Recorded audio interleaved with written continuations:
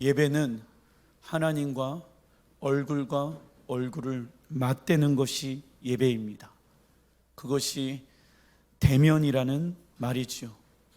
사람의 얼굴을 보고 안 보고로 인해서 예배가 되냐 안 되느냐가 중요한 것이 아니라 내가 있는 곳에서 하나님의 얼굴을 대면해야지 그것이 진정한 예배가 될 수 있는 것입니다. 하나님의 얼굴을 대면하고 하나님의 마음을 받고 하는 것이 예배의 본질인 것입니다. 모여서 예배를 드리는 게 맞냐? 아니면은 인터넷으로 예배를 드리는 것이 맞냐? 여러 가지 신학적인 논쟁들이 많이 있습니다. 그러나 그러한 것들은 비본질입니다. 2차적인 것이지요. 진정한 본질은 무엇이냐면 내가 예배를 드릴 때 하나님을 향하여 하나님의 얼굴을 대면하고자 하는 갈망함과 소망함이 있느냐 없느냐, 이것이 우리의 예배의 승패가 갈리게 되어지는 것입니다. 예배가 성공해야지 우리가 이 땅에서의 삶이 성공할 수 있는 것입니다. 많은 이들이 어떻게 예배를 드리고 있는지는 잘 모르겠습니다. 그러나 우리가 진정으로 주님을 예배하기 시작하게 되어졌을 때 예배 가운데 주님의 얼굴을 구하는 자들을 통하여서 하나님은 당신의 영광을 이 땅 가운데 보여주게 되어질 것입니다. 그때 계속 병들어 있는 이 땅을 향하여 마른 뼈와 같은 이스라엘 백성들을 향하여 에스겔 선지자가 생기야 일어나서 움직일지어다. 병들어 있는 이 땅 가운데 움직일지어다. 생기야 살아날지어다. 우리 가정아 살아날지어다. 직장아 살아날지어다. 경제야 살아날지어다. 모든 질병들은 떠나갈지어다. 예, 그것을 대언하는 자를 하나님이 이 시대에 찾고 계신다. 죽어 있는 것처럼 정부가 아무리 교회를 핍박하더라도 우리가 알 수 있는 것은 뭔지 아십니까? 교회는 핍박당할 때 더 세집니다. 하나님 나라의 재정 원칙 3강, 하나님 나라에서 큰 상을 받는 자. 누가복음 19장 15절 읽어보겠습니다. 시작. 귀인이 왕위를 받아가지고 돌아와서 은하를 준 종들이 각각 어떻게 장사하였는지를 알고자 하여 그들이 부르니 그 첫째가 나와 이르되 주인이여 당신의 한 문화로 10문화를 남겼나이다. 주인이 이르되 잘하였다 착한 종이여 내가 지극히 작은 것에 충성하였으니 10골 권세를 차지하리라. 자, 우리는 이 말씀의 성경 구절을 가지고 하나님께서 우리에게 주신 은사와 달란트를 어떻게 사용했는가, 그것이 우리가 하나님의 나라를 맡아서 운영하는 어떠한 기준들이 되어진다라고 우리는 배워왔습니다. 물론 그 해석도 맞다. 그러나 성경에서는 한 문화 그리고 또 한 달란트 얘기를 하고 있습니다. 한 달란트는 원화로 100억 정도, 한 문화는 우리나라 돈으로 한 15만 원에서 20만 원. 그러면 왜 예수님께서는 그 금액의 가치를 다르게 얘기하시면서 설교를 하셨을까? 그 이유는 하나님의 입장에서는 100억이 됐든 20만 원이 됐든 다 작다. 돈은 다 하나님 앞에 작은 것이다. 왜냐? 금은 누구의 것? 은은 누구의 것? 여러분들이 지금 입고 있는 옷의 원재료는 누구의 것? 하나님의 것입니다. 우리가 소유하고 있는 모든 것들은 원재료는 우리의 것이 아니라 자연으로부터 오게 되어진 것이죠. 그래서 우리는 어떠한 삶을 살아가야 하냐? 청지기의 삶. 하나님이 잠시 잠깐 우리에게 맡겨놓은 그 재정을 우리는 어떠한 방법으로 더 벌고 어떠한 방법으로 쓸 것인가를 우리는 고민하고 생각해야 합니다. 왜냐? 하나님 나라를 맡는 사람들의 기준은 무엇입니까? 하나님이 나에게 주신 그 재정을 어떻게 벌었는가 또는 어떻게 썼는가를 통하여서 하나님의 나라를 맡게 되어진다. 그래서 10골 나오고 5골 나오고 1골이 나오잖아요. 이것은 무엇을 얘기하냐면 예를 들어서 시장이 필요하면은 대통령이 필요한 것입니다. 그런데 하나님의 나라 안에서도 하나님 스스로 독보적으로 독재 정치를 이뤄내는 것이 아니라 하나님은 하나님 나라의 백성들, 하나님의 아들들에게 하나님의 나라를 유업으로 주시길 원하신다. 근데 그 유업을 얻는 기준은 나에게 주신 그 재정을, 작은 재정을 내가 어떻게 썼는가. 왜냐? 돈을 버는 것은 어떻게 썼는가가 돈을 버는 것입니다. 그냥 돈을 버는 것은 통장에 많은 돈을 집어넣는 것이 돈을 벌었다라고 얘기하는데, 그 돈을 어떻게 썼는가까지가 돈을 번 것의 이유가 되어지는 것이죠. 그래서 우리는 나는 왜 이 돈을 벌고 있는가? 나는 왜 직장에 다니는가? 목사님, 내가 지금 돈을 벌지 않으면요, 저는 생활이 안 돼요. 이래서 돈을 버는 것은 믿음이 없는 사람들이다. 왜? 믿음이 없는 사람도 먹고 살려고 뭐합니까? 돈 법니다. 우리 그리스도인들이 먹고 사는 문제는 누구에게 달려 있습니까? 하나님께 달려 있습니다. 우리가 먹고 살기 위해서 돈을 버는 것이 아니라 우리가 돈을 버는 목적은 하나님이 나에게 주신 그 재정에 충성하기 위해서, 작은 재정이 됐던 큰 재정이 됐던 하나님께서 나에게 맡겨놓으신 그 재정에 무엇하기 위해서, 충성하기 위해서, 그것이 정직의 삶이라고요. 그래서 하나님, 이 돈 어떻게 쓸까요? 물어보는 훈련이 되어져야 합니다. 그 작은 물질을 어떻게 벌었고 썼는지를 보시면서 하나님은 더 큰 것을 맡기시고 더 많은 권세를 허락해 주십니다. 우리는 재물의 노예가 되지 않고 재물을 노예로 다스릴 줄 아는 삶, 어떠한 삶이냐? 적어놔 주십시오. 청지기의 삶. 이게 다른 말로 믿음으로 살아가는 삶이라고 얘기할 수 있겠지요. 디모데전서 1장 12절 시작. 나를 능하게 하신 그리스도 예수 우리 주께 내가 감사함은 나를 충성되이 여겨 내게 직분을 맡기심이니, 예수님께서 바울을 향하여서 바울아, 너는 충성된 나의 종이다 라고 예수님께서는 말씀하셨습니다. 왜 예수님께서는 바울에게 너는 나의 충성된 종이다 라고 여겨 주셨냐면, 인정해 주셨냐면, 하나님께서 바울에게 맡겨놓은 재정이 있다. 근데 바울은 이런 고백을 합니다. 내가 부할 때나 내가 가난할 때나 내가 그리스도 안에서 일체의 비결을 얻었나니, 돈이 있거나 돈이 없거나 이것이 나의 행복의 기준이 되어지는 것이 아니라 나는 돈이 있을 때에도 나는 돈이 없을 때에도 행복할 수 있는 비결을 알았다. 어디 안에서? 그리스도 예수 안에서.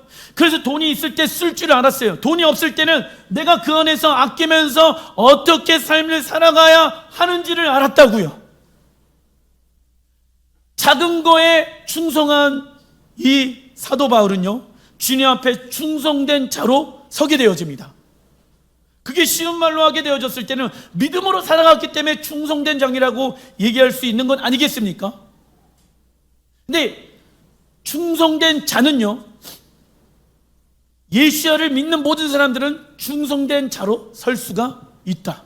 목사님, 충성된 자로 살아가는 건요, 나중에 할게요. 그냥 예수님 믿을게요. 이것은 말이 안 되는 믿음입니다. 예수를 믿는 동시에 나의 생명은 누구의 것? 나의 모든 것은 누구의 것? 하나님의 것입니다. 예수님은 나의 주이십니다. 이게 예수님은 나의 주인이십니다. 내 생명은 주님의 것입니다. 이 고백을 하는 사람들은 하나님의 자녀가 되는 권세를 얻습니다. 그러나 그 하나님의 자녀가 되는 권세를 얻은 자들은 이제부터 믿음으로 살아가는 삶, 이꼬로 충성된 삶이 되어진다고요. 우리에게 맡겨주신 작은 재정을 어떻게 벌고 쓰는지를 하나님은 살피신 후에 충성된 자로 인정하신다. 계시록 2장 10절 시작. 너는 장차 받을 고난을 두려워하지 말라. 볼지어다 마귀가 장차 너희 가운데에서 몇 사람을 옥에 던져 시험을 받게 하리니 너희가 10일 동안 환난을 받으리라. 내가 죽도록 충성하라. 그리하면 내가 생명의 관을 내게 주리라. 아멘. 이 서머나 교회에 있죠. 서머나 교회는 당시에 로마 왕자에게 절해야지만이 그 시장 상인에 들어갈 수 있었다. 그런데 예수를 믿는 사람들에게 문제가 생겼다. 예수를 믿는 사람들에게 오직 만왕의 왕은 주님 한 분이십니다. 마지막 때에도 교회에게 이러한 핍박이 온다. 666의 표를 받지 아니하는 자들, 666의 표를 받는 사람들은 매매를 할 수가 있다. 물건을 살 수 있고 먹을 것을 살 수 있게 되어지죠. 이러한 핍박이 마지막 때에 반드시 옵니다. 그런데 그 핍박의 시간은 정해져 있다. 영원히 가는 것이 아니다. 10일 하나님께서 정해놓은 숫자값, 핍박의 시간은 한계가 있다. 정해져 있다라는 거예요. 그런데 그 핍박, 환난을 이겨내는 자들은 생명의 관을 얻으리로다. 나와 있잖아요.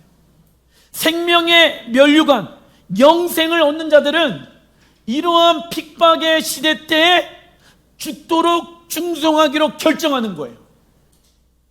물질에 충성하는 것이 아니라, 적그리스도의 표에 충성하는 게 아니라 하나님의 말씀에 충성하기로 결정하는 거예요. 언제까지? 죽기까지.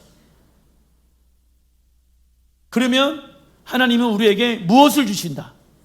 생명의 면류관을 주신다. 목사님, 그냥 예수 믿으면 생명의 면류관 얻는 거 아니에요? 맞아요. 예수 믿는 순간 생명의 면류관을 하나님은 우리에게 주길 원하십니다. 그런데 중간에 그 언약이 한 다른 상대방으로 인해서 깨진다라고 하면은 그 언약은 영원히 지속되어질 수 없다. 제가 말씀드렸죠. 십계명을 모세가 받아갖고 왔잖아요. 근데 두 돌판이라고 얘기하는데 그 두 돌판에 1계명에서부터 5계명은 하나, 6계명에서부터 10계명은 뭐 또 하나의 돌판, 이게 아니라고요. 하나님은 첫 번째서부터 10번째에 그 말씀을 모세에게 하나 주었고 하나는 하나님의 거라고. 왜냐하면 계약서는 양쪽에서 가지고 있어야 되거든. 근데 이 계약서는 파기되어질 수 있다라는 것이죠. 누가? 상대방이 그 계약의 내용들을 어기게 되어졌을 때. 우리도 마찬가지 아니겠습니까? 우리도 그 계약을 어기게 되어졌을 때 계약이 파기가 되어지잖아. 동일한 내용을 성경은 말씀하고 있습니다. 환난의 시간은 잠깐이며 우리에게는 영원한 생명을 하나님께서는 주시길 원하십니다. 이처럼 충성훈련은 적어놔 주십시오. 세 가지에 대한 훈련을 해야 하는데 작은 것, 그리고 물질, 그리고 남의 것, 세 가지. 남의 거라고 막 쓰면 됩니까? 안 됩니까? 안 됩니다. 작은 것이라고 하더라도 무엇 해야 됩니까? 충성해야 된다. 목사님, 나는 한 달에 50만 원밖에 벌지 않는데요, 그 50만 원 버는 거에 뭐 하는 것이다? 충성하는 거예요. 돈에게 충성하는 것이 아니라 하나님이 원하시는 말씀대로 그 돈에 쓰는 거예요. 그리고 우리의 주인이신 하나님의 음성에 귀를 기울여야 한다. 문제가 있어. 문제가 뭐냐? 내가 원하는, 즉 육이 원하는 것을 구하게 되어졌을 때 하나님은 주시지 않는다. 무엇을 얘기하고 싶냐면, 하나님 나 이 돈 주세요. 그러면 하나님은 왜? 라고 물어보신다고. 이 돈을 원해? 그러면은 하나님이 먼저 우리에게 하시는 것이 어떠한 말씀인지 아십니까? 그러면 작은 거에 충성해.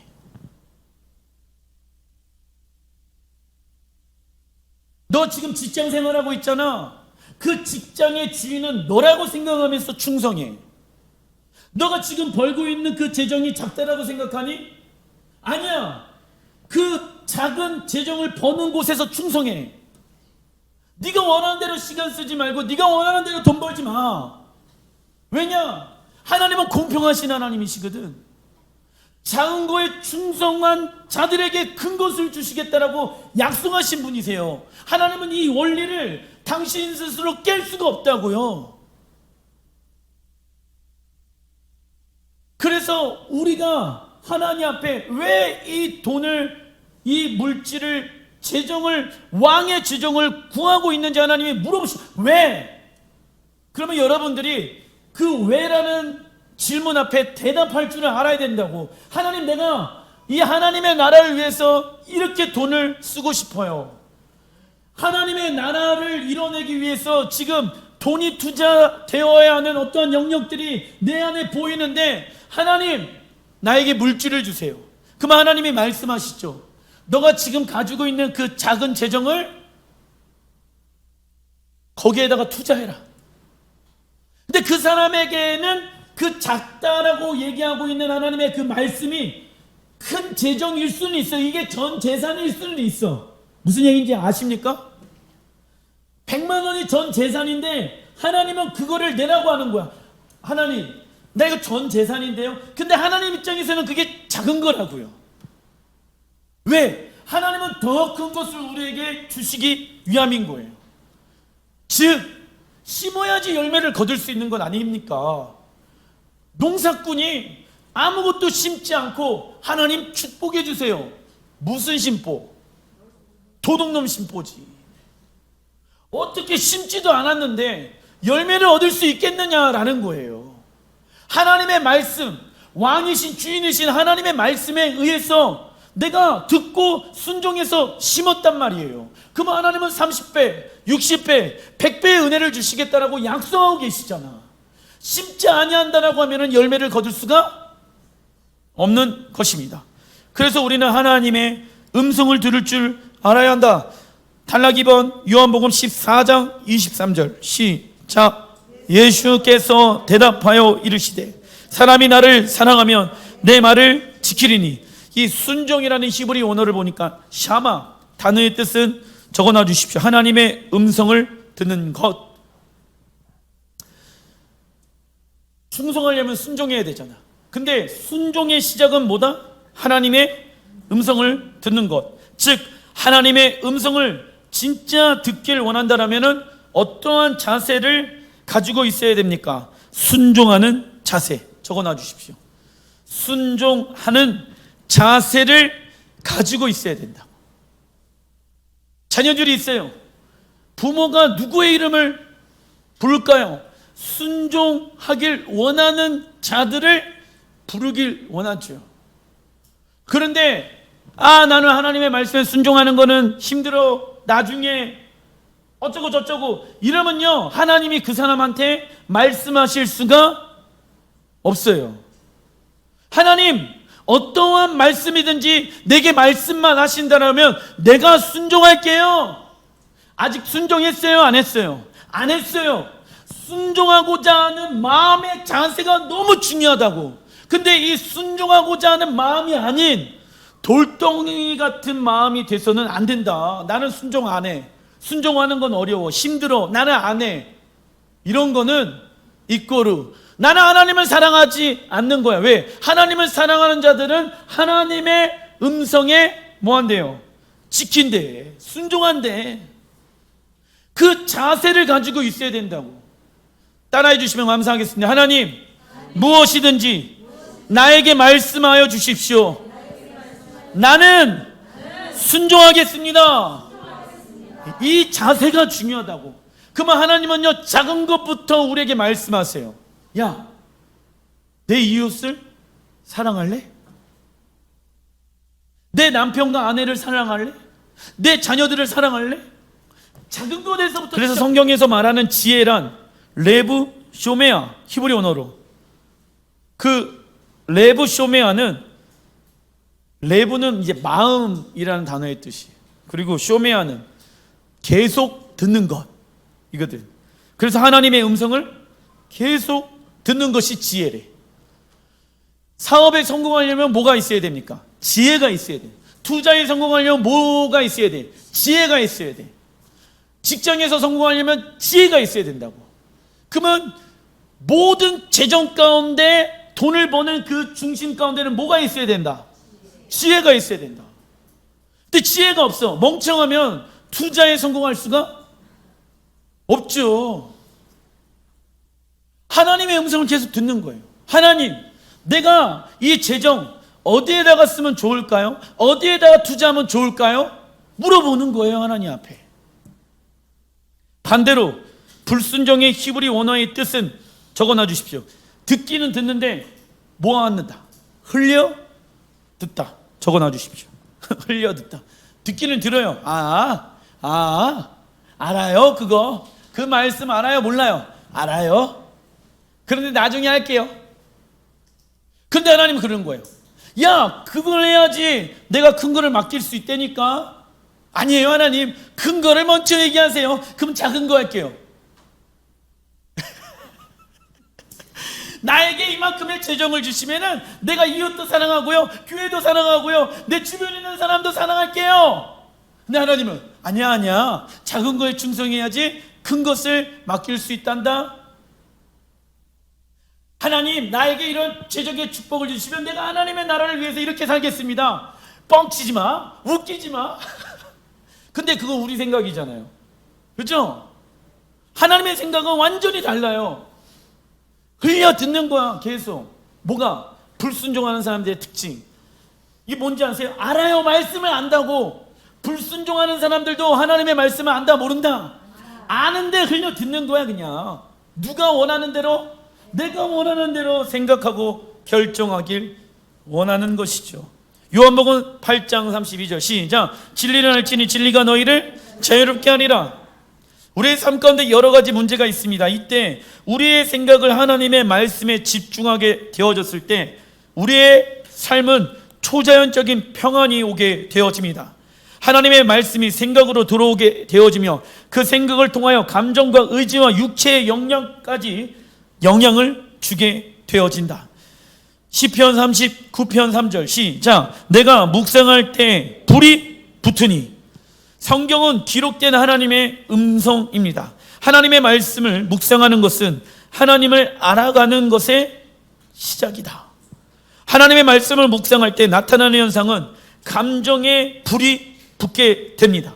이게 무슨 얘기냐면, 환경을 보면 볼수록 나는 돈도 없고 투자금도 없고 도와줄 수 있는 사람도 없고 아무것도 없네. 그런데 하나님이 나에게 어떠한 비전을 주시고 마음을 주시고 소망을 주셔. 예전에는 말씀이 없는 상황 가운데는 아이고 못하겠다, 나는 이렇게 살다가 죽는가 보다 라고 생각했는데, 하나님이 나를 향한 비전과 계획을 하는 순간, 말씀을 묵상하는 순간 할 수 있겠구나, 불이 붙는 거예요. 이 불이 언제 붙는지 아세요? 보통 내가 보니까 사업을 시작할 때 불이 붙어. 왜? 아무것도 없거든. 그래서 붙잡을 수 있는 것은 못밖에 없어요. 하나님의 말씀. 근데 이 불이 언제 꺼질까요? 말씀을 붙잡지 않고 사업이 이만큼 커 왔잖아요. 그러니까 이제 뭐가 보여요? 사람들이 보여. 그리고 여기까지 인도하신 분이 하나님이신데 여기까지 오니까는 잔머리가 생겨. 그러니까 불이 꺼지죠. 그러니까는 건너뛰기가 어려운 거야. 돌파가 일어나질 않아요. 왜? 불이 안 붙거든. 목사님, 나는 욕심 없습니다. 이 정도로도 만족합니다. 마치 자기가 욕심이 없는 것 마냥. 근데 하나님의 계획은 더 큰 하나님의 재정을 그 사람에게 주길 원하는데 내 마음 가운데 불이 안 붙어 있네. 그냥 그 환경에 만족하게 되어지는 거예요. 이해되세요? 그래서 하나님이 나에게 주신 언약과 말씀을 계속 묵상하고 생각하고 상기시켜야 된다라는 것이에요. 그래야지 불이 붙어요. 먼저 마음에 불이 붙어. 그래서 할 수 있겠구나, 한번 해봐야겠구나 라고 육체의 영역까지 그 말씀의 영역이 지배하게 되어진다고. 그러다 보니까 하나님 도와주세요. 이거 나만 잘 먹고 잘 살기 위해서 하려고 하는 게 아니잖아요. 하나님 능력 주세요. 하나님 힘 주세요. 도움의 손길들을 보내주십시오. 그러면 하나님이 그 상황들을 돌파하게 하시고 뛰어넘게 하신다고. 그게 배가의 은혜인 거예요. 30배, 60배, 100배 배가의 능력을 경험하는 자인 거예요. 그래서 하나님의 말씀을 묵상하느냐 묵상하지 않느냐의 차이는, 이건 굉장한 차이가 있는 거예요. 마음을 하나님 나라에 소망을 두어야 한다. 육체의 영역은 여호와의 권능의 능력을 경험하게 되어집니다. 그 결과 하나님이 어떤 분인지 알게 되어지고 믿음이 성장하게 되어집니다. 무엇을 하기 시작하게 되어졌을 때, 하나님의 말씀을 묵상하기 시작하게 되어졌을 때 믿음이 성장하게 되어진다. 왜? 하나님이 어떤 분인지를 알고 있기 때문에 내가 봤었을 때는 희망 없는 우리의 사업장과 희망 없는 우리의 가정이 하나님의 말씀에 의해서 회복되어지고 일어나는 것을 꿈꾸기 시작한다는 것이죠. 그래서 세상에 믿지 아니하는 사람들도 뭐가 중요하다라고 얘기하냐면 돈을 버는 데 있어서 동기부여가 중요하다. 왜냐하면 중간에 가다 보면은 힘든가 어려움의 환경 가운데 오게 되어졌을 때 계속 나를 동기부여할 수 있는 그 어떠한 것이 있어야 되는데, 그래서 세상에서 뭘 얘기하고 있냐면 네가 좋아하는 거 하라 라고 얘기를 해요. 그건 세상에서 말하는 동기부여예요. 예수님을 믿는 사람들도 자녀들한테 네가 좋아하는 거 해, 그런 얘기하면 안 돼요. 아십니까? 그건 세상 사람들이 하는 얘기예요. 네가 좋아하는 거 해. 아니에요. 네가 좋아하는 거 하다 보면요, 애들은요 눈에 보이는 거에 의해서 움직일 수밖에 없다고요. 하나님이 자녀에게 하나님의 행하실 일들이 무엇입니까? 하나님 음성 듣고 선택해 라고 얘기해야죠. 네가 좋아하는 거 하는 게 아니라. 물론 좋아하는 것에 하나님의 뜻이 있을 수는 있어요. 근데 너무 좋아하는 것을 향해서 가다 보면은 불이 꺼진다고. 재미가 없어지면은 불이 꺼진다고. 아이들이 막 좋아해서 이걸 했는데 끝까지 좋아해가지고 그 일을 하는 사람들이 얼마나 있을 것 같습니까? 시작은 재밌어서 했어, 시작은 좋아해서 했는데 평생 죽을 때까지 그 일을 하고 살고 있는 사람들이 얼마나 있을 것 같습니까? 거의 없어요. 내가 좋아하는 것을 하면서 돈을 많이 번다, 이런 사람이 세상에 얼마나 될 것 같으세요? 주변에 계십니까 혹시? 주변에 그렇게 별로 없을걸요? 내가 좋아하는 걸 하면서 돈도 많이 벌고 있다, 그 사람은 진짜 은혜 가운데 있는 거지. 왜 좋아하는 것을 하지 말아야 됩니까? 불이 꺼진다고요. 근데 하나님의 말씀을 계속 내 마음에 묵상하기 시작했을 때는 꺼지지 않는 불이 내 안에 있게 되어지는 거예요. 그래서 열정이 있게 되어지는 거예요. 여러분들 마음 가운데 불이 꺼져 있습니까? 그 이유는 하나님의 말씀보다 여러분들의 생각이 있으니까 내 마음에 불이 꺼지게 되어지는 것입니다. 조심해야 하는 것은 우리가 원하는 대로 성경을 해석해서는 안 되는 거예요. 말씀을 인용해서 묵상하고 하게 되어졌을 때에도 우리가 원하는 대로 해석하면 된다, 안 된다? 안 된다. 하나님은 작은 거에 충성하길 원하는데 계속 마음 가운데는 허황된 꿈을 가지고 있다라고 하면 그것은 잘못된 것이죠. 그 예가 갈라디아서 5장 13절에 나와 있습니다. 시작. 형제들아, 너희가 자유를 위하여 부르심을 입었으나 그러나 그 자유로 육체의 기회를 삼지 말고 오직 사랑으로 서로 종노릇하라. 어떤 이는 예수와를 통하여 자유함 가운데 있다라고 말합니다.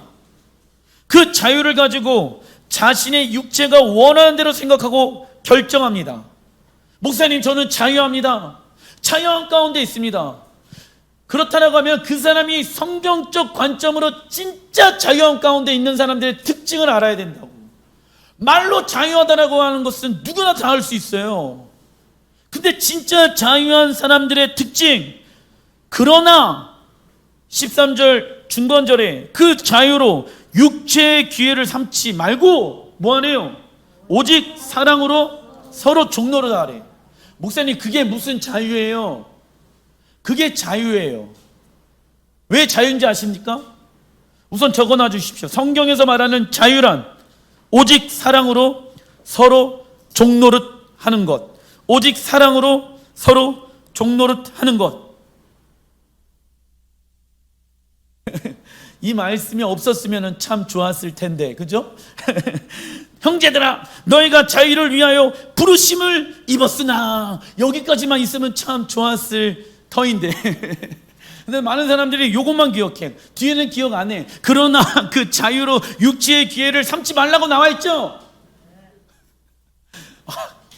이 미혹의 영 가운데 있는 자리의 특징이 이런 사람들이에요. 미혹의 영에 있는 사람들은요, 예수를 믿지 않는 사람들은 미혹의 영 가운데 있지도 않아요. 그냥 처음부터 미혹되어져 있기 때문에. 그러나 예수 믿는 사람들이 미혹의 영에 빠지는 거예요. 그런데 그 미혹의 영에 빠지게 되어졌을 때 여호와의 이름을 망령되이 여기면서 미혹되어진다니까. 목사님, 하나님이 나에게 자유를 주셨습니다. 뭘 얘기해요? 하나님의 말씀을 얘기해. 그리고 나서 자기가 육신에 원하는 것을 선택하는 것을 합리화시킨다니까. 그때부터 목사님, 하나님이 나에게 예수야를 통해서 자유를 허락해 주셨으니까 그 자유, 이제부터 내가 원하는 대로 살아가는 게 아닌가요? 예, 그렇게 살면은 지옥 갑니다. 여기 나와 있잖아요. 그 육체를 너희가 원하는 육체의 소욕대로 쓰지 말아라. 근데 기가 막힌 사람들은 이 말씀은 기억하지 않아요. 서로 종노릇하고 서로 사랑하는데 그 자유를 써라. 그러면 그곳이 자유함 가운데 있게 되어진다.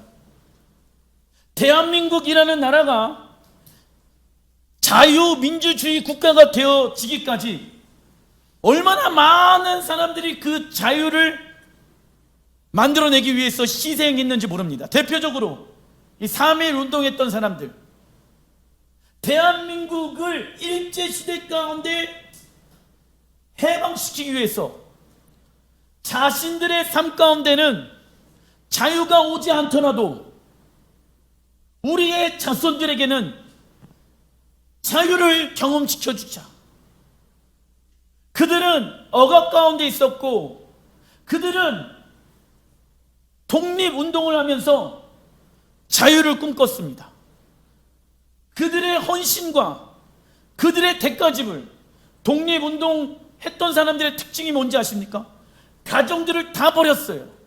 가정들과 함께 움직이다 보면은 자녀들과 아내들이 어려움을 당할 것을 알고 있기 때문에, 그러면 그 가정들은 굉장히 재정적으로 어려움을 당하겠죠. 그러나 독립운동가들의 마음의 중심 가운데는 언젠가는 자유가 있던 가운데 우리라 라는 마음을 가지고 희생하였다고. 그게 하나님의 법칙이에요. 독립운동가들 중에 많은 사람들이 기독교인이었습니다. 대한민국이 이렇게 발전할 수 있었던 것도 기독교의 역사 가운데 하나입니다. 기독교가 얼마나 많은 희생을 통하여서 이 땅이 이렇게 부흥성장되어졌는지 모릅니다. 그런데 중요한 것은 누군가의 희생을 통하여 누군가는 무엇을 경험한다? 자유를 경험한다라는 것이죠. 그런데 이 시대 많은 사람들이 희생하려고 하지 않습니다. 서로 사랑하며 서로 종노릇하려고 하지 않습니다. 그것을 선택하려고 하지 않습니다. 그러면은 자유를 경험할 수가 없지요. 가정에서도 엄마가 희생하지 않으려고 하고 아빠가 희생하지 않으려고 합니다. 자녀들도 희생하지 않으려고 합니다. 그러면 그 가정은 불법이 팽배해지고 서로 싸우고 서로 시기하고 서로 질투하게 되어질 수밖에 없다. 희생을 안 해요. 왜? 야, 희생은 세상에서 뭐라고 가르칩니까? 멍청한 사람만 하는 거야. 네가 짓밟고 올라가야지. 왜 네가 희생해? 왜 너의 희생을 통해서 가정을 이루어가려고 그래? 결혼하지 마, 희생하지 마, 이런 얘기를 했사옵니다. 그러면은 이 나라는 어떻게 되어질까요? 하나님도 그 법을 하시기에 내 아들 예수야를 죽이면서까지 나는 너희들에게 자유를 허락해 주었단다. 더 이상 너희들은 돈에 의해서, 너희들의 건강에 의해서, 너희들의 미래에 의해서 묶여서 두려움 가운데 사로잡혀 있는 자들이 아니야. 이제는 하나님의 말씀을 선택해라. 제가 샤bat 때도 말씀드렸잖아요. 하나님은 복과 저주를 우리 앞에 두었다. 선택하는 것은 누가 하는 것이다? 우리가 하는 것이다. 하나님이 사단을 우리 앞에 두셨다, 두지 않았다. 두셨다라는 거예요. 그런데 싸울 수 있는 능력을 누구에게 주셨다? 우리에게 주셨다. 근데 우리가 싸우지 않는다면 우리는 이길 수 없는 것이죠. 동일한 거예요. 하나님은 우리에게 자유를 주셨습니다. 그 자유 안에 육체가 원하는 자유를 선택할 것인가, 하나님의 말씀에 의해서 얘기하고 있는 자유를 선택할 것인가는 우리에게 달려져 있는 것입니다. 왜? 진정한 자유는 진리가 너희를 자유케 하리라. 말씀이 우리를 자유케 하는 것입니다. 우리의 선택이 우리를 자유케 하는 것처럼 사단은 속인다고. 야, 네가 육이 원하는 대로 살아가. 그렇게 선택하는 게 맞아. 그래야지 자유가 와 하는데 거기에 더 묶이게 되어진다. 부모가 희생하는 가정은요, 자녀들이 희생하는 법을 배웁니다. 그래서 그 가정은 자유가 임합니다. 자기가 이기적으로 취할 수가 있는 것도 있는데도 불구하고 희생하면서 살아갑니다. 그런 가정이 행복할까요? 아니면은 내 거야, 내 거야, 네가 원하는 대로 살 거야, 이러한 가정이 행복할까요? 누구나 다 할 수 있는 질문인 것이지요. 그러나 이 시대는 부모가 자녀를 위해서 희생하지 않으려고 하는 세대이다. 자녀 또한 부모를 위해서 희생하려고 하지 않지요. 그러나 부모가 자녀를 위해 희생하는 이유는 자녀를 무엇하기 때문에? 사랑하기 때문에. 우리가 이웃을 사랑하고 이웃에게 종노릇하는 이유는 내가 이웃을 사랑하고 하나님을 사랑하기 때문에. 요한 1서에 나와 있죠. 너희가 하나님을 사랑한다라고 하면서 이웃을 사랑하지 아니하는 자는 하나님을 사랑하는 것이 아니다. 거짓말쟁이들 이라고 사도 요한이 얘기하고 있다. 그러니까 자 보세요. 하나님 사랑하는 거, 말씀을 의지하는 거, 주인이신 하나님의 음성을 듣는 거, 제정. 신앙생활은요, 분리되어 있지 않다. 다 연결되어져 있다. 그런데 그 안에서 내가 뭐가 하나 안 된다. 그것은 결국 그 뿌리가 어디에 있는 거냐면 하나님과 지금 관계가 안 좋다. 근데 또 이런 얘기합니다. 나는 하나님과의 관계가 좋아요. 목사님 저는 자유해요. 근데 이웃과의 관계는 안 좋아. 그런 말이 어디 있어 도대체. 이처럼 예수야를 통하여 회복되어진 우리의 자유를 다시금 진리에 순종하는 데 사용되어지면 그 진리가 우리를 자유케 합니다. 내가 잘못한 게 없어. 근데 말씀을 의지해서 내가 먼저 사과하고 사랑합니다, 사랑합니다 라는 말을, 용서합니다 라는 말을 누가 할 수 있는지 아십니까? 내면이 강한 사람이 그 얘기를 할 수 있죠. 내면이 약한 사람들은 그 말 못해요. 부끄러워서도 못하고 창피해서도 못하고 그거 하면은 막 내가 죽을 것 같아서 못해. 사랑합니다, 용서합니다, 이런 사람, 이런 말을 잘 할 수 있는 사람들이 누군지 아세요? 그 사람이 진짜 강한 사람이야. 진짜 센 사람이 그런 사람들이에요. 근데 막 용서 안 해. 내 다시는 용서 안 해. 그러다가 마음에 병 생겨요. 자, 에베소서 2장 19절 시작. 성도들과 함께 시민이며 하나님의 가족입니다. 누가요? 성도들. 여러분들의 진짜 가족은 누구다? 성도, 교회 공동체. 내가 얘기하는 게 아니라 성경에 그렇게 말하고 있잖아요. 하나님의 음성을 듣는데 필요한 것이 있어요.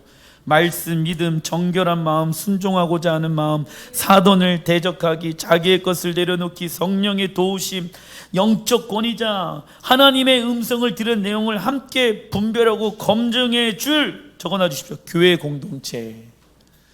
아무리 하나님의 음성을 잘 듣는다고 하더라도 교회 공동체에서 아무것도 안 하고 교회 공동체 안에 들어오지 않는 사람들은 잘못 듣는 거다. 인정 안 한다.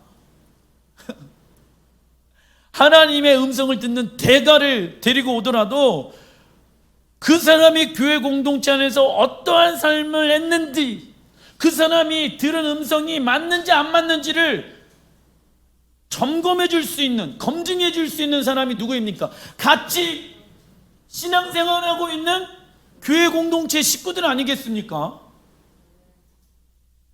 그냥 하나님의 음성은 하나님이 내게 이렇게 말씀하셨습니다. 저 땅을 사라고. 그런데 이 공동체 안에서는 전혀 이런 게 없어. 그러면 어이구, 저 사람 또 자기 소리 하고 있구나. 자기 소리 하고 있구나. 왜냐하면 음성에는 네 가지가 있잖아. 하나님 음성, 사단의 음성, 내 음성, 그리고 옆에서 얘기하는 음성. 그죠? 저 사람 또 지 얘기하고 있구나 라는 거예요. 분별할 수 있어요, 없어요? 있잖아. 교회도 뜨문뜨문 오는 사람들이 갑자기 이 교회 가운데 하나님이 이렇게 하신다라고 하십니다. 그러면 저는 어떻게 하는지 아세요? 네, 감사합니다. 그냥 듣기만 해요. 근데 진짜 교회를 위하고 교회를 사랑하는 사람들이 얘기하는 것을 저는 귀를 기울입니다. 예수와는 교회의 머리이시며 예수와를 머리에 두고 있는 자들에게는 진짜 가족은 교회 공동체입니다. 교회 공동체라고 성경에 말씀하고 있습니다. 그러나 어떤 이는 공동체보다는 개인이 더 중요하고 개인의 가족이 더 중요하고 자기 중심적으로 생각하고 판단하며 교회 공동체의 권위 안으로 들어가지 않으며 개인과 하나님의 관계를 중요시합니다. 이건 무슨 가르침? 헬라의 가르침. 이렇게 되면 그를 점검해 줄 수 있는 교회 공동체가 없게 되어지는 것입니다. 성경은 경건을 연단하라고 권면합니다. 어디 안에서? 공동체 안에서. 경건은 시간과 반복되어지는 훈련으로 얻어지는 것입니다. 즉, 이 안에서 하나님의 음성을 듣고 경건의 훈련을 해야지 하나님이 우리에게 말씀하시는 음성을 들을 수가 있는 것입니다. 야고보서 1장 22절 시작. 너희는 말씀을 행하는 자가 되고 듣기만 하여 자신을 속이는 자가 되지 말라. 자기가 원하는 대로 말씀을 해석하고 적용하면 안 된다. 그렇게 되어지면은 무슨 영에 사로잡힌다? 미혹의 영에 사로잡히게 되어진다. 미혹되어지는 거예요. 하나님의 말씀을 사랑한다라는 것은 말씀을 듣기를 사랑한다는 말이 아닙니다. 말씀에 적어놔 주십시오. 무엇 하길 원하는 걸까요? 순종하기를 사랑한다. 순종하기를 사랑한다는 말입니다. 하나님, 나는 하나님의 말씀에 순종하기를 사랑합니다. 근데 순종은 어려운 거다, 힘든 거다 이런 얘기하면 된다, 안 된다? 안 된다. 반대로 성경에서 말하는 불법이란 하나님의 말씀에 순종하지 않는 것이죠. 이게 굉장히 문제가 있습니다. 마태복음 7장 21절 시작. 나더러 주여 주여 하는 자마다 다 천국에 들어갈 것이 아니요 다만 하늘에 계신 내 아버지의 뜻대로 행하는 자라야 들어가리라. 그때 내가 그들에게 밝히 말하되 내가 너희를 도무지 알지 못하니 불법을 행하는 자들아 내게서 떠나가라. 듣기는 들어요. 누가? 하나님의 백성들이. 그런데 흘려듣는 거예요. 흘려듣는 것은 하나님의 말씀에 무엇하는 거다? 불순종하는 거예요. 누구 생각이 더 강해요? 내 생각이 더 강한 거예요. 내 생각이 강해지면 하나님의 생각은 점점 약해진다. 그 결과 무엇한다? 불순종하는 거예요. 주님이 오실 때가 되어지면 모든 지식은 세상에 팽배하게 되어집니다. 성경의 말씀에 대한 해석도 너무 많아진다. 근데 너무 많은 사람들이 그 잘못되어진 해석을 통하여서, 또는 하나님은 그 공동체에게 주시는 말씀인데, 우리가 엄원대에 가갖고 말씀을 듣고 은혜를 받는다라고 하면은 문제가 있다라는 거예요. 그러면 미혹되어지기가 쉬운 거예요. 미혹되어지기가 쉽다. 그렇다고 목사님의 말만 전적으로만 믿으면 된다, 안 된다? 안 된다. 분별하셔야 된다. 불법이 성행한 결과 많은 교회들이 하나님을 향한 사랑이 식어지게 되어집니다. 마태복음 24장 12절에 나와 있죠. 불법이 많아진대요. 어디에? 교회 공동체 안에. 그런데 무엇이 식어지게 되어집니까? 그러니까 이 무슨 얘기를 하느냐면, 마지막 때가 되어지면은 교회 안에 불법이 흥황하게 되어져. 불법이란 하나님의 말씀에 불순종하는 거예요. 우리의 법은 무엇입니까? 구원받은 우리의 법은 하나님의 말씀입니다. 근데 그 하나님 나라의 백성들이 불법을 행한다 이거예요. 대한민국의 헌법을 어긴다는 얘기가 아니라 하나님의 법을 어긴다고. 누가요? 구원받은 하나님 나라의 백성들이. 그 결과 하나님과의 사랑의 관계가 어떻게 되어진다? 식어지게 되어지는 거예요. 어떤 사람이 이렇게 얘기합니다. 교회 안에 믿음으로 구원을 받는 거니까는 나 하나님의 자녀가 되어졌습니다. 그러면 이제부터 하나님의 자녀가 되어졌다라고 하면 이제 하나님의 법에 의해서 살아가야 된다고.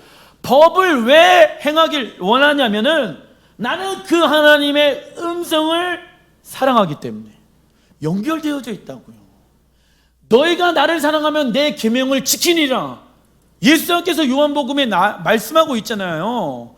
너희가 내 계명을 지키지 아니하는 자들은 나를 사랑하지 않는 거다라고 얘기하고 있잖아. 왜 그런 말씀은 사람들이 마음 가운데 받아들이지 않을까요? 내가 믿고 싶은 대로 믿는 거예요. 왜? 그것도 믿음이니까. 근데 문제는 그것은 잘못된 믿음이라고. 미혹의 영에 사로잡혀 있는 사람들의 특징이라고. 이처럼 하나님의 말씀에 순종하지 못하는 이유는 적어놔주세요. 왜 순종하지 못하냐면 하나님이 어떠한 분인지 모르기 때문. 하나님이 어떠한 분인지 모르기 때문에 순종하는 게 어렵죠. 하나님이 어떤 분인지 모르는 사람들의 특징은 자꾸 하나님이 뭐하라 무엇을 하라는 것에 집중합니다. 그 결과 하나님의 말씀이 내 생각으로 비춰봤을 때 비논리적이고 비합리적이라고 생각하며 쉽게 지쳐버리고 그 결과 신앙생활하는 것이 어렵고 힘든 것이라고 생각해 버립니다. 그러나 하나님은 무엇을 하라는 것에 집중하는 것이 아니라 그 말씀을 하신 누구에게 집중하라? 하나님께 집중하라. 하나님이 어떤 분인지 알게 되어졌을 때 순종하는 것은 자연스럽게 되어지는 거예요. 그런데 하나님이 어떤 분인지 모르면은 순종하는 게 어렵지. 당연히 어려울 수밖에 없지. 오바댜 1장 3절의 말씀 시작. 너의 마음에 교만이 너를 속였도다. 교만이란 적어놔 주십시오. 하나님의 말씀과 정반대되는 것. 하나님의 말씀과 정반대되는 것. 하나님의 말씀과 정반대되어지는 것이 교만이다. 세상에서 교만한 사람들의 특징은 매사에 상대를 무시하고 얕잡아보고 가르치려고 한다. 이게 이제 교만한 사람이다 라고 얘기하잖아요. 그건 세상에서 말하는 교만한 사람이에요.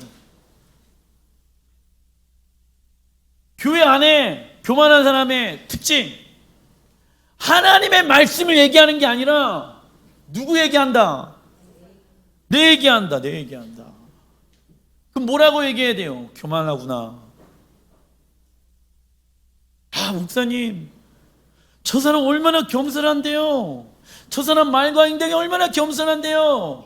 근데 하나님 보시기에 교만한 거예요. 왜? 말 가운데 하나님의 말씀을 얘기 안 해. 무슨 얘기예요? 본인 얘기예요. 본인 얘기예요. 우리가 교만한 사람인지 아닌지, 우리의 말과 행동이 하나님의 말씀 가운데 있는가 없는가를 보면 알 수가 있다. 우리는 하나님께 우리의 마음 어느 곳에 교만이 숨어 있는지 보여달라고 기도해야 되고 요청해야 됩니다. 그 이유는 나의 교만은요, 다른 사람에 의해서 쉽게 발견할 수 있는 것이지만 스스로 깨닫기 가장 어려운 죄이기 때문입니다. 다른 사람들은 다 알아. 몰려. 쟤 교만해. 알아요, 몰라요? 근데 문제가 있어. 누구만 몰라? 본인만 몰라. 그래서 하나님의 음성을 듣는 사람들은 항상 겸손의 옷을 입고 있어야 하는 것이죠. 작은 것이든 큰 것이든 하나님께 계속 묻는 거예요. 겸손한 자들은. 우리가 듣는 음성은 4가지 종류가 있다. 시작. 하나님의 음성, 사단의 음성, 다른 사람의 음성, 내 자신의 음성이 있습니다. 우리가 하나님의 음성을 듣기 위해서는 성경 말씀과 영적 분별력을 가지고 검증해야 합니다. 그러나 내가 듣고 싶은 음성이 크면 하나님의 음성이 들리지 않습니다. 하나님 외에 딴 생각들, 염려, 걱정, 다른 사람 판단, 이러한 생각들은 십자가에 버려야 합니다. 왜요? 하나님의 음성을 정확하게 듣기 위해서. 그리고 하나님과 인격적 관계가 없는 상태에서 문제의 해결을 위해 하나님의 음성을 들으려고 해서는 안 된다. 무슨 얘기입니까? 문제 해결만을 위해서 하나님의 음성을 들으려고 하면 안 된다. 근데 문제가 있어. 우리는 꼭 언제 하나님의 음성을 들으려고 할까요? 문제가 있을 때만. 평상시에는 안 들어. 근데 문제가 뭔가 왔었을 때만, 하나님, 이것을 통한 나를 향한 하나님의 계획이 뭡니까? 들려요, 안 들려요? 들릴 수도 있어. 들릴 수도 있어. 자기가 원하는 대로 생각하면서 뭐 들릴 수는 있겠지. 문제가 왔었을 때 하나님의 음성을 정확하게 들을 수 있는 사람은 문제가 없을 때 하나님과 인격적인 관계 가운데 있는 사람들이 들을 수가 있는 거예요. 제발 하나님, 이 상황에서 내가 A냐 B냐 뭘 선택하길 원하십니까? 이 기도 좀 하지 마시라. 문제가 왔어요. 무엇부터 회복되어져야 한다? 하나님과의 관계부터 회복되어져야 된다. 근데 그게 어렵지. 왜? 당장 발등에 불 떨어졌잖아. 불 꺼야 될 거 아니에요. 그죠? 그러니까는 누구 생각이 강해져. 그러니까 기도가 돼요, 안 돼요? 음성이 들려요, 안 들려요? 안 들리지. 왜 이렇게 잘할까요? 나도 경험해 봤으니까. 그리고 주변에서 너무 많이 그러고 있더라고. 나만 그래요? 주변에 있는 사람들도 많이 그러는 것 같더라고. 그래서 시편 27편 4절에 뭐래? 한 가지를 구해라. 주님의 아름다우심을. 그리하면 하나님이 일하신다. 사람들은 기도 응답을 원하지만 하나님은 무엇을 원하십니까? 우리와의 관계를 원하십니다. 그러기 위해서는 방해되지 않는 정해진 장소와 시간이 필요합니다. 단락서 한번, 누가복음 6장 38절 시작. 주라, 그리하면 너희에게 줄 것이니 곧 후회되어 누르고 흔들어 넘치도록 하여 너희에게 안겨주라. 왕이신 예수야께서, 주인이신 예수야께서 말씀하시잖아요. 음성 들려주잖아. 그러면 주님께서 말씀하시는 것, 주라. 우리가 해야 되는 것은 뭐다? 주라. 주는 거예요. 그리고 그리하면 너희에게 줄 것이니, 채우시는 분은 누구? 하나님. 우리는 뭐 하는 거다? 주는 거. 채우는 거는 하나님이 하시는 거다. 적어놔 주십시오. 우리에게 주시는 것은 하나님께서 하실 일입니다. 하나님께서 하실 일. 주라는 것은 다른 말로 심는 것을 말할 수 있다. 심는 것은 받으시 거두게 되어집니다. 하나님은 우리를 통해 하나님의 축복이 흘러가길 원하시고 하나님의 일들이 확장되길 원하십니다. 그렇다면 누가 심을 수 있습니까? 적어놔 주십시오. 모든 물질은 하나님의 것이라고 인정하는 자들, 모든 물질은 하나님의 것이라고 인정하는 자들이 심을 수 있습니다. 심는 것은 돌려받는 것을 기대하지 않고 주는 것입니다. 예를 들면 내가 이만큼 심으면 상대방도 나에게 어느 정도 심을 것이라고 우리는 기대합니다. 기브 앤 테이크. 이건 세상 방법이에요. 교회에서도 어쩜 내가 이렇게 심었는데 나한테 하나도 안 할까? 이런 서운한 마음을 가지고 있는 사람들은요, 심은 게 아니에요. 엄한데 심은 거야. 엄한데. 하나님 나라에 심어야 되는데 누구에게 심은 거예요? 인간한테 심은 거예요. 왜 그 열매를 하나님이 주시길 원하시는데 왜 내가 따먹기를 원하느냐라는 것이죠. 근데 많은 사람들이 여기에 실망해요. 내가 이 사람한테, 이 사람을 사랑하고 이 사람을 기대하는 마음 가운데 막 심고 섬겨요. 근데 그럴수록 마음 가운데 이 섭섭함이 많이 들어와. 서운함이 많이 들어온다고. 왜? 저 인간이 나한테 어떻게 저렇게 할 수 있지? 라는 그 섭섭 귀신이 들어오는 거예요. 교회 안에서 제일 무서운 귀신 중에 하나가 섭섭 귀신이 있어요. 그러나 우리의 우리가 기대해야 되는 것은 어디에 있을까요?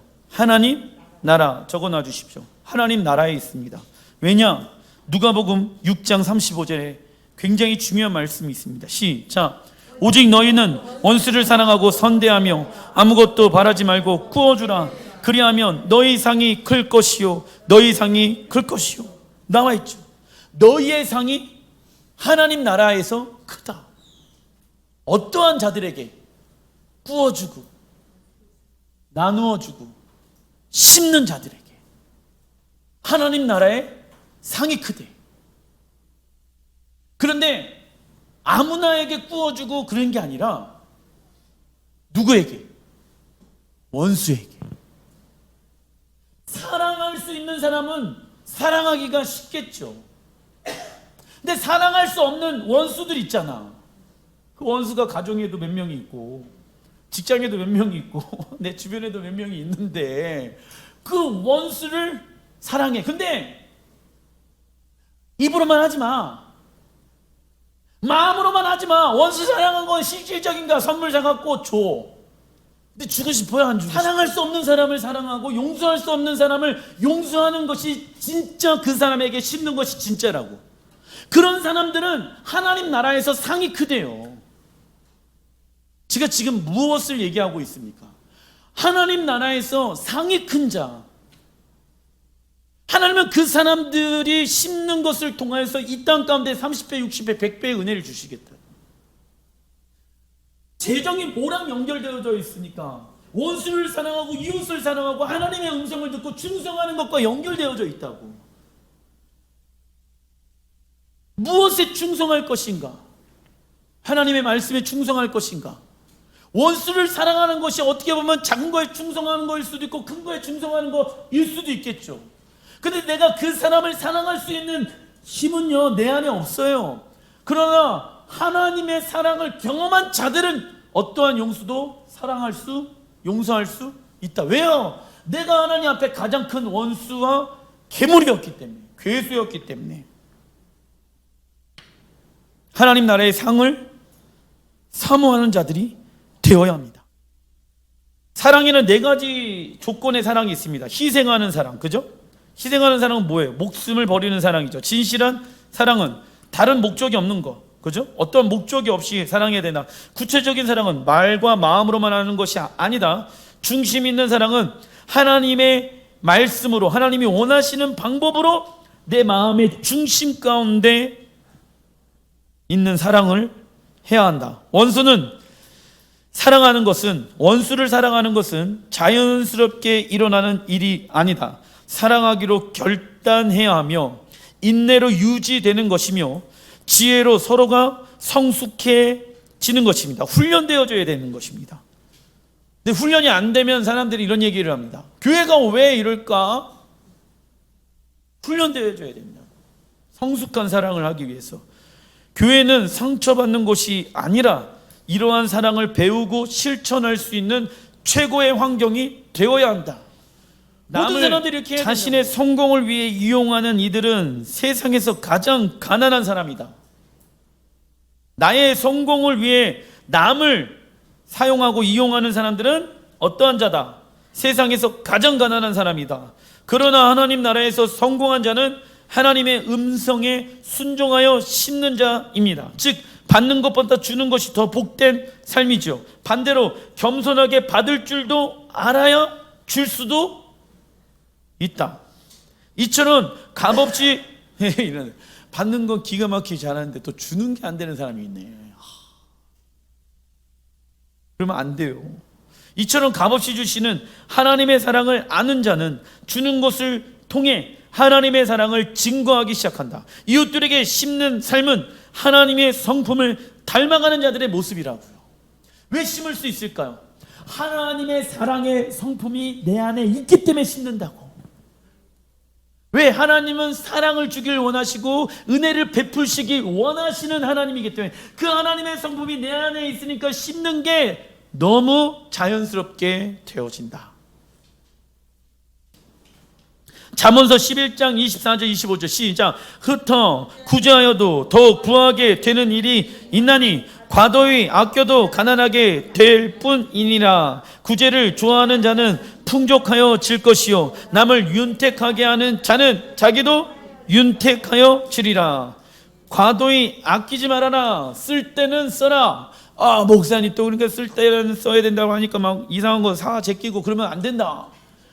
하나님이 원하시는데 과감하게 돈을 써라. 아까워갖고 막 하나님의 나라를 위해서 더 안 쓰면 안 된다. 왜 아껴야 될까요? 하나님의 나라를 위해서 과감하게 투자하기 위해서. 구제를 좋아하는 자는 풍족하여 진대요. 남을 윤택하게 도와주는 사람들은요 결국 자기의 삶도 윤택하여 집니다. 세상 이들은 돈이 자신의 삶을 풍족, 윤택해 줄 거라고 생각합니다. 그러나 다른 일을 도와주게 되어졌을 때 우리의 삶은 윤택하게 되어집니다. 말씀을 마무리 짓겠습니다. 하나님의 재정을 얻길 원하십니까? 그렇다라고 하면은 그 하나님의 재정을 받는 사람들은 주인이신 왕이신 하나님의 음성에 귀를 기울이는 자들이 하나님의 재정을 얻을 수가 있습니다.